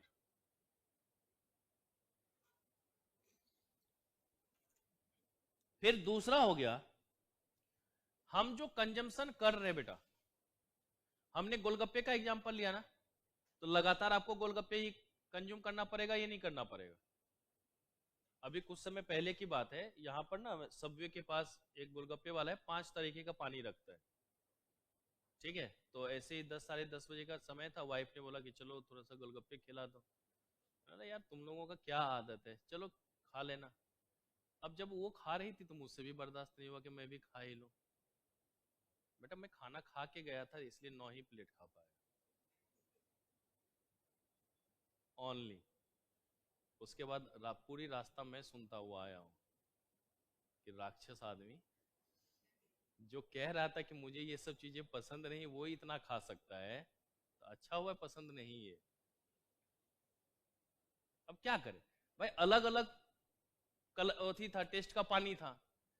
तो होता ये था कि जब पहला खाया और दूसरे खाने के बाद टेस्ट बदल गया, तो जब तक कॉमोडिटी सेम नहीं होगी ना, आपका सेटिस्फेक्शन जल्दी कम नहीं होगा। आपको पराठा दिया गया, आप 2 खाने के बाद रुक जाओ, लेकिन अगर बोलेगा आइसक्रीम खा लो, तो बोलते ना अच्छा चलो ठीक है ले आओ, जबकि पराठा के लिए आपने क्या कर दिया, मना कर दिया है। तो जैसे ही कॉमोडिटी का नेचर बदलेगा ना, तो फिर सेटिस्फेक्शन उसके अनुसार सोचने लग जाता है ना, तो कहीं ना कहीं वो अंतर क्या होता है, हो जाता है। लेकिन अगर यही सिंपल वाला खाता हूं तो 25-30 तक खाता हूं मैं नॉर्मल, कभी कभी ऐसी कोचिंग में हम लोग बैठे बैठे शाम में मंगा लेते हैं, तो 25-30-35 तक तो नॉर्मल चल जाता है, और इतनी सी तो रहती है, उसमें रहता ही क्या है, 1 लीटर पानी पी लो तो उतने में 25-30 बन जाएंगे, हो गया एडजस्ट। तो गुड्स का होना क्या चाहिए बेटा, होमोजीनियस होना चाहिए। गुड्स का होमोजीनियस होना जरूरी है। नहीं अब तो मैंने डाइट कम कर दिया है पहले के मुताबिक, क्योंकि वेट 117 किलो तक पहुंच गया था, तो अब उसको थोड़ा सा कम करना है कि नहीं। नहीं तो 3 फ्लोर चढ़ने के बाद ना लगती थी कि इफिशियंसी अब ज़्यादा ही कम हो गई है, तो अब वेट थोड़ा सा रिड्यूस कर रहे हैं, तो उस कारण से हमने डाइट कम कर दी है, इसलिए अब ज़्यादा भी नहीं खाता हूँ, 7-8 रोटी ही खाता हूँ, है कि नहीं। तो गुड्स क्या होना चाहिए बेटा, होमोजीनियस गुड्स या कॉमोडिटी। नहीं एक बार भगवान सर ने पार्टी दी थी हम लोगों को, सारे टीचर्स को पार्टी दी थी पेरेंट्स द ग्रिल में। तो जब खा के निकला ना, 1200 रुपये लेता है पर हेड का, अनलिमिटेड भोजन रहता है। तो जब खा के निकला ना, तो भगवान सर ने पीठ थपथाई, आपने पूरे पैसे वसूल किए। मतलब सर जब फ्री ऑफ कॉस्ट था तो हमें क्या मतलब, भाई 1 पीस खाऊं मैं या 100 पीस खाऊं, लेना उसने 1200 ही है, तो क्यों माफ करा जाए, क्यों माफ किया जाए। वो झींगा मछली नहीं होता है, वही खाना शुरू किया था तो 100 के ऊपर खा गया, इतनी सी तो रहती है। बिहारी भोजन देता जा, घर जाके सो जाएंगे, और कौन सा काम। तो होमोजीनियस गुड्स, सर ने एक बार वीडियो में बोला भी तो है मेरे लिए कि मैं खाने पीने के बाद ही 1-1.5 किलो बिरयानी आराम से खा लेता हूँ, क्योंकि भूख नहीं रहती है। तो गुड्स क्या होना चाहिए बेटा, होमोजीनियस होना चाहिए। गुड्स क्या होना चाहिए, होमोजीनियस होना चाहिए। फिर उसके बाद बेटा 15-20 मिनट में कॉल कर क्लास में चाहिए, 15-20 मिनट में कर कॉल, नेपाल वाला ही है इसलिए मैथिली में बात करना पड़ता है।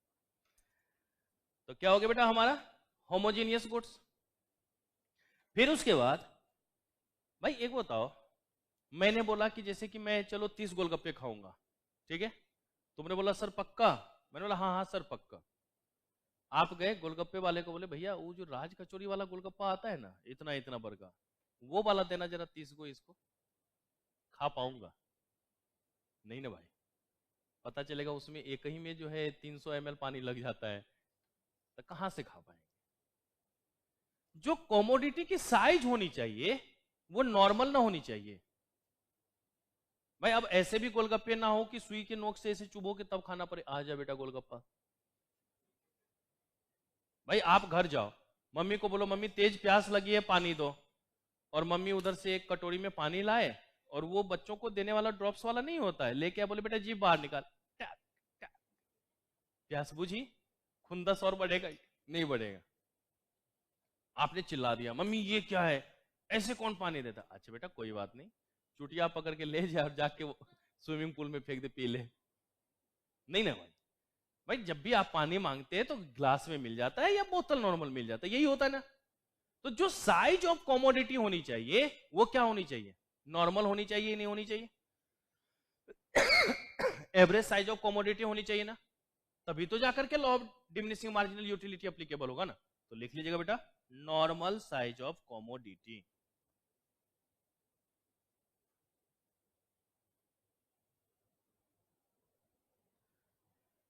अब मैंने आप लोगों को बोला कि चलो आज मेरे तरफ से पार्टी है, बताओ कौन कितना पराठे खा सकते हो, है कि नहीं? अब सक्षम उर्फ साहिल जुनेजा ने हमें बोला कि सर 5 पराठे खा लूंगा। बोला ठीक है भाई चल। इसने 1 पराठा खाया, बोला सर 2 घंटे में घूम के आता हूं। फिर 2 घंटे में फिर 1 खा लिया, फिर बोला सर फिर आता हूं 2 घंटे में। भाई ऐसे चलेगा क्या? ऐसे तो बचपन से लेकर अभी तक खाना खाते हुए आए हैं, कभी अब ऐसी इच्छा हुई कि हे भगवान अब जिंदगी में कभी भोजन नहीं करेंगे? भाई जब खाना खा रहे होते उस टाइम में बोल देते अब बस। लेकिन 4-5 घंटे के बाद फिर से जीभ लपलपाई, भोजन की याद आई, आती है नहीं आती?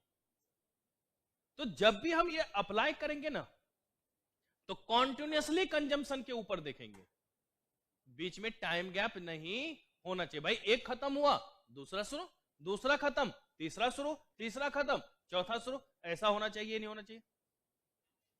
भाई आप लोग यहां पे बैठ के पढ़ रहे हो, अगर मैं सुबह 9 बजे से लेकर शाम के 6 बजे तक लगातार बैठा दूं बिना ब्रेक के, तो शाम में ऐसी स्थिति हो जाएगी जैसे कंधा देने की नौबत आ जाए। ऐसा हो जाएगा बिना ब्रेक के अगर लगातार पढ़ाते रह जाए तो, आपकी भी और हमारी भी। लेकिन बीच में आधे घंटे का ब्रेक हो जाता है, फिर तो टेंशन नहीं रहता ना, फिर माइंड रिफ्रेश हो जाता है, फिर से पढ़ना स्टार्ट, फिर बीच में ब्रेक हो गया फिर पढ़ना स्टार्ट, होता ये नहीं होता? तो अगर टाइम गैप मिल जाता है तो सेटिस्फेक्शन एडजस्ट हो जाता है या नहीं हो जाता? तो सेटिस्फेक्शन के लिए क्या होगा? नो टाइम गैप की बात होनी चाहिए नहीं होनी चाहिए? तो इसको हम लोग लिख लेते बेटा कॉन्टिन्यूसली कंजम्पशन, क्योंकि नो टाइम गैप अच्छा नहीं लगता, तो क्या लिख देंगे उसको? Continuously consumption.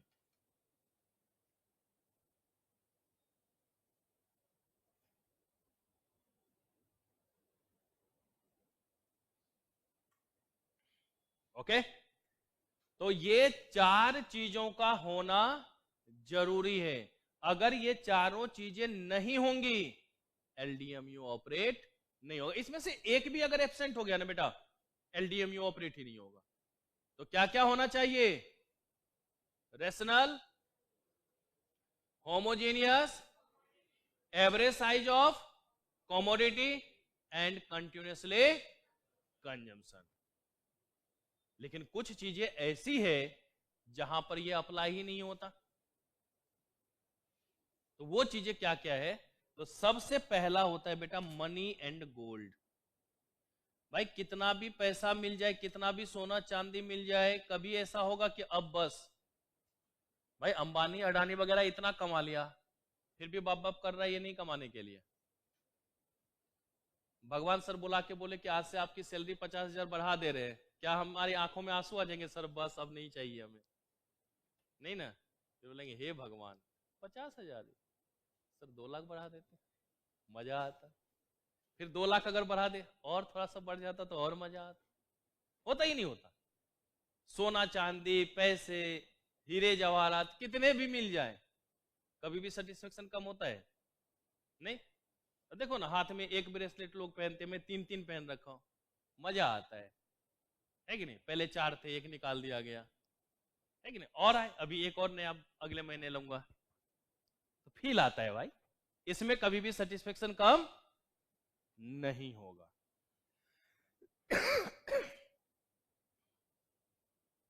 Love and affection, तेरी मोहब्बत में दिल में मकाम कर दिया। कभी भी सेटिस्फेक्शन कम होता है क्या बेटा? जैसे मां बाप का अपने बच्चों के लिए प्यार कभी कम हो सकता है क्या? कभी ऐसा हुआ है कि आप ये कोचिंग से घर गए हो और घर में मम्मी ने गालियां देना शुरू करी हो, लात मार के भगा दिया हो, भाग जा तुम्हारा शक्ल देख के बोर हो गए? नहीं ना। जैसे ही जाओगे तो प्यार से ले, हाँ मेरा बच्चा थक गया है, खा ले बेटा कुछ रखा हुआ है ले। होता ही नहीं होता। वो प्यार कभी भी कम नहीं होगा। कोचिंग में 8 घंटा बैठना आपके लिए दूभर होगा, लेकिन उनके साथ दिन कैसे कट जाएगी, फिर बोलोगे इतनी जल्दी समय बीत गई, अरे पता ही नहीं चला। बेटा वहीं होमवर्क करना, पता चल जाएगा टाइम। होता ही नहीं होता। तो लव एंड अफेक्शन के केस में कभी भी एलडीएमयू ऑपरेट नहीं होता। ओके। अब देखते हो ना कि भाई बहुत सारे लोग जो है घर से भाग के शादी कर लेते हैं। भाई माँ बाप ने बचपन से पाला पोसा है, फिर भी छोड़ के भाग जाते हैं ना, सेटिस्फेक्शन कम होता है क्या? नहीं। बाद में जो भी हो, उस टाइम तो नहीं पता चलता ना भाई। Next, addiction. एडिक्शन का मतलब होता है बेटा धीरे धीरे प्यार को बढ़ाना है, हद से गुजर जाना है। अगर कोई भी चीज हम एक्स्ट्रा करते हैं तो उसको कहते बेटा एडिक्शन। जैसे आपके ही कुछ दोस्त होंगे जिसको बोलते होंगे कि पढ़ते पढ़ते पागल हो जाएगा, जब देखो किताब में घुसा हुआ रहता होगा। ये भी तो एक तरीके का एडिक्शन है ना। लेकिन कुछ हमारे ऐसे भी बच्चे होते हैं, वो किताब देख के ही डर लगता है, छोड़ो कौन देखे, कोचिंग जा रहे कम है कि। जो नशेड़ी वगैरह होता है, चेन स्मोकर होता है कि नहीं, जब तक उसका आंख लाल ना हो तो उसको मजा ही नहीं आता। कभी भी सेटिस्फेक्शन कम होता है क्या? जो देखो ना, जो नशा वशा करने वाला होगा, जो दारू पीने वाला होगा, रोज कसम खाएगा, आज के बाद कसम खाते हैं कि कभी हाथ नहीं लगाएंगे। अगले दिन दोस्त को बोलता है तू पिला दे ना, मैंने कसम खाया है, हाथ नहीं लगाऊंगा, मुंह तो लगा ही सकता हूं ना, है कि नहीं। वाइफ को आके डायलॉग भी दे देता है, तुमने दारू छुड़ा दी अपनी कसम देकर, दोस्तों ने पिला दी तुम्हारी कसम देकर। एडिक्शन है भाई, ये आदत कभी छूट ही नहीं सकती, है कि नहीं। दोस्तों को कहेगा भी देख ले भाई, एक पैक से ज्यादा नहीं लेंगे, और पैक लेने के बाद तब तक लेते रहेंगे जब तक कोई उठा के बैठा ना दे, है कि नहीं। तो ये भी क्या कहलाता है बेटा, इसमें कभी भी सेटिस्फेक्शन कम नहीं होता। एडिक्शन के देखो ना, रोड पे बहुत सारे ऐसे बच्चे मिल जाएंगे जो कुछ ना कुछ वो सूंघते रहते हैं, ये सब एडिक्टेड ही तो हैं। एडिक्टेड एकदम छोटे छोटे बच्चों को देखता हूं सूंघ रहा होता है, कितनी गलत चीज है। इसमें कभी भी सेटिस्फेक्शन कम नहीं होता। टेस्ट एंड प्रेफरेंस, या ऐसे लिख लेते हैं हैबिट एंड फैशन, डायरेक्ट लिख लेते हैं हैबिट एंड फैशन। मलिंगा का हेयर स्टाइल देखा है ना बेटा, इन धनुष का भी बाप निकल गया। इन धनुष में तो 7 ही कलर होते हैं, बैनी आह पिनाला, लेकिन उसका कलर देखो, ऐसा कोई कलर नहीं जो उसके बाल में समाया नहीं। फिर उसके बाद वो सुनील नारायण, इन सब का हेयर स्टाइल देख लो, पसंद है वो करेंगे ना, है कि नहीं। उसके लिए ज्यादा पैसे खर्च करते हैं वो, शुतुरमुर्ग स्टाइल में बाल बना दे, इधर से साफ इधर से साफ, बीच में हेयर स्टाइल, है कि नहीं। बच्चे जाके करवाते भी।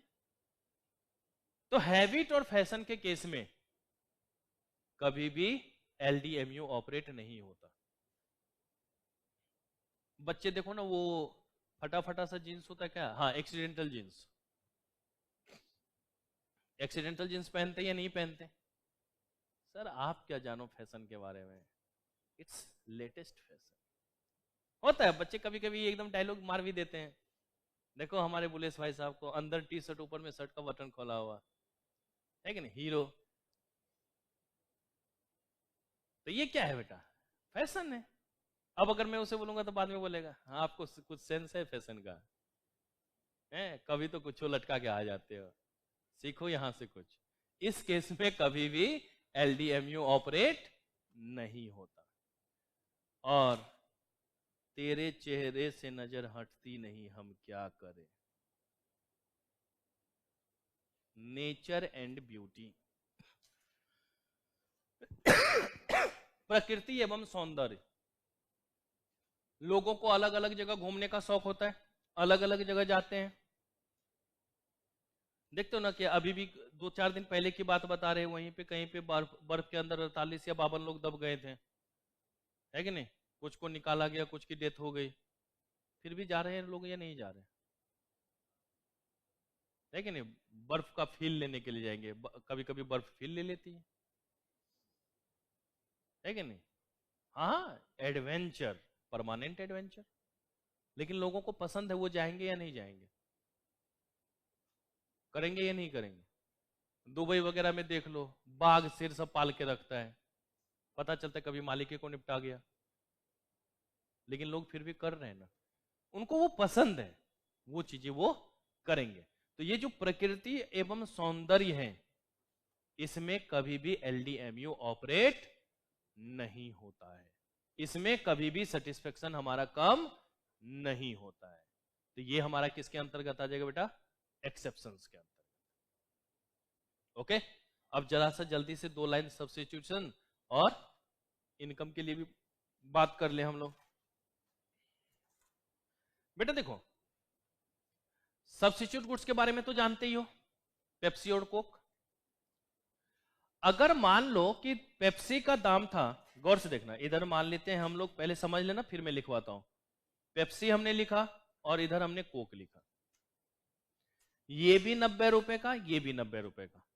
अभी रेट हमारा ये था, तुमने बोला ना भैया हमें तो कोक पसंद है, हम कोक ही खरीदेंगे। ओके, अब पेप्सी का दाम बढ़ करके मान लो हो गया 130 रुपया, तुम किसका डिमांड करना शुरू कर दोगे?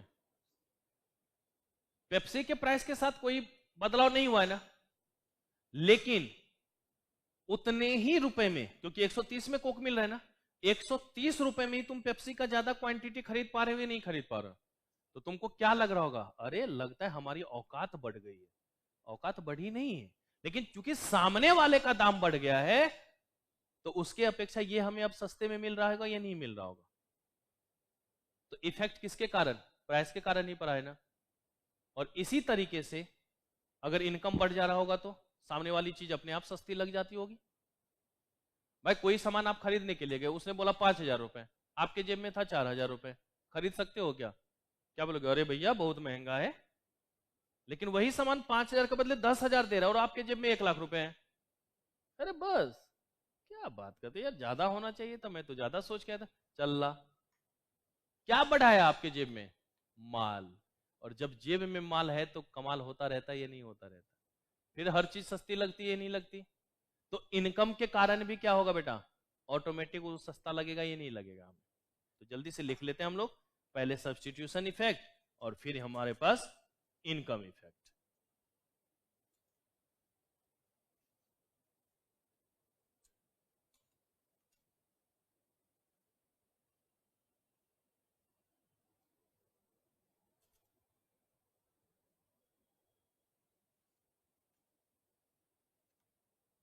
When the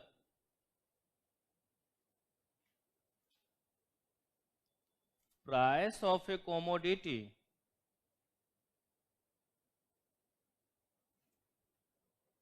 falls,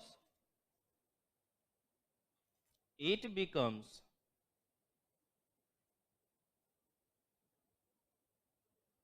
relatively cheaper than other commodities. So, consumers now substitute the commodity whose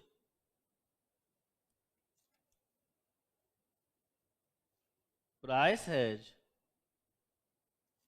fallen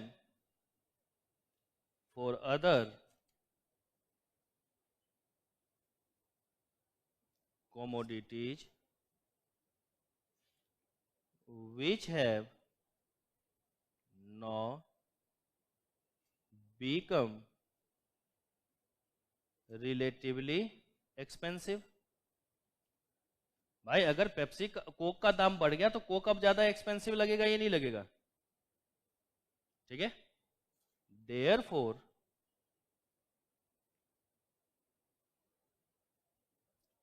total demand for the commodity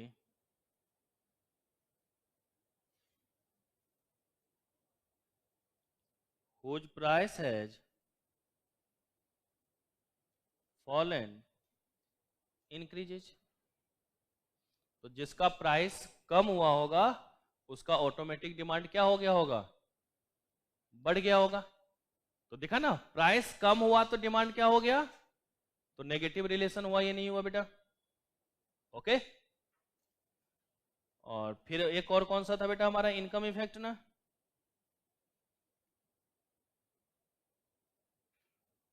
income effect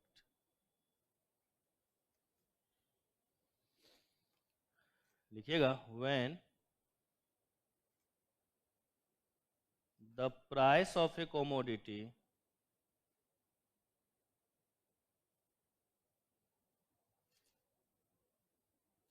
falls, the consumer can buy the BUY लिखा हुआ है बेटा, लोग जो तुम लोगों का कोई भरोसा नहीं।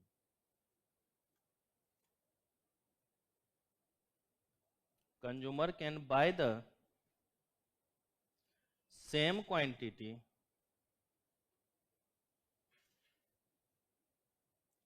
of the commodity with lesser money। In other words,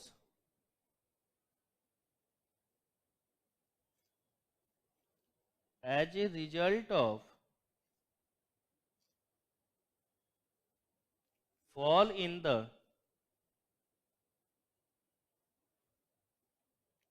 price of the commodity,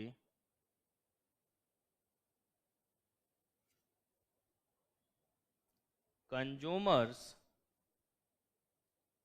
real income or purchasing power increases। दाम कम हुआ तो ऑटोमेटिक क्या लग रहा है कि हमारी औकात क्या हो गई है बेटा? बढ़ गई है ना, क्योंकि उतने ही इनकम में अब हम ज्यादा सामान खरीद पा रहे हैं या नहीं खरीद पा रहे हैं? This increase in the real income induce him to buy more of that commodity।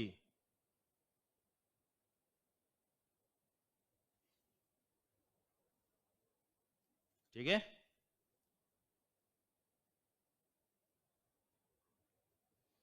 तो अब उतने ही इनकम में क्या होगा बेटा हमारा? बताओ, ज्यादा से ज्यादा कॉमोडिटी खरीद पाएंगे या नहीं खरीद पाएंगे? उतने ही इनकम में क्या करेंगे हम लोग? ज्यादा से ज्यादा कॉमोडिटी को खरीद पाएंगे, ज्यादा से ज्यादा कॉमोडिटी को हम लोग देख पाएंगे। वहां पर क्या लिखवाया था बेटा? प्राइस इफेक्ट बराबर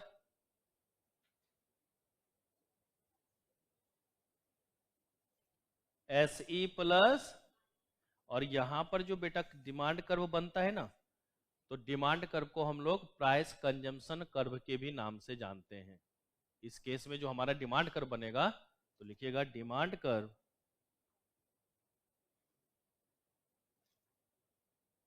ऑल्सो नोन एज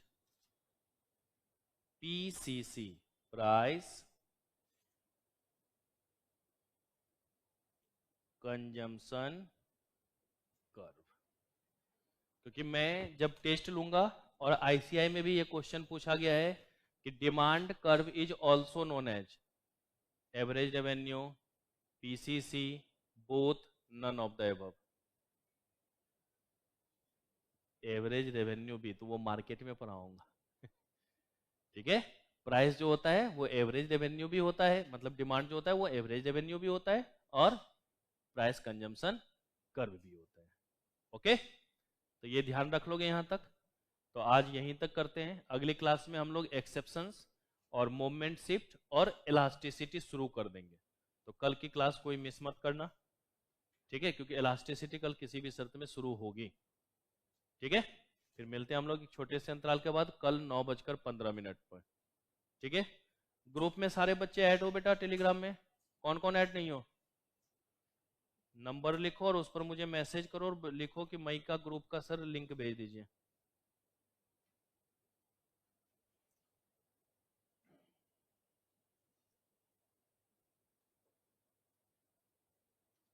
इस पर आप अपना नाम और लिख के भेज दीजिएगा, सर मई ग्रुप का लिंक भेज दीजिए।